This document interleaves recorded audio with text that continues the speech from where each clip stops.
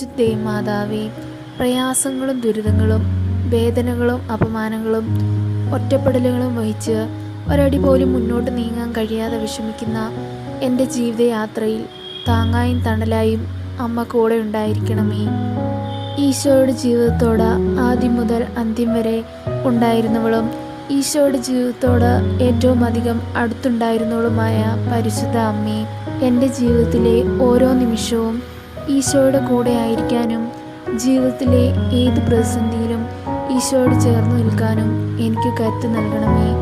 ഇപ്പോൾ ഞങ്ങൾ പ്രത്യേകമായി ആഗ്രഹിക്കുന്ന ഇവിടെ നമ്മുടെ നിയോഗം സമർപ്പിക്കാം. നിയോഗം പരിശുദ്ധ അമ്മയുടെ കരങ്ങളിലേക്ക് സമർപ്പിച്ച് പ്രാർത്ഥിക്കാം. അങ്ങയുടെ പുത്രനിൽ നിന്നും ഞങ്ങൾക്ക് വാങ്ങിത്തരണമെന്ന് അമ്മയോട് ഞങ്ങൾ കേണപേക്ഷിക്കുന്നു. ആമേൻ.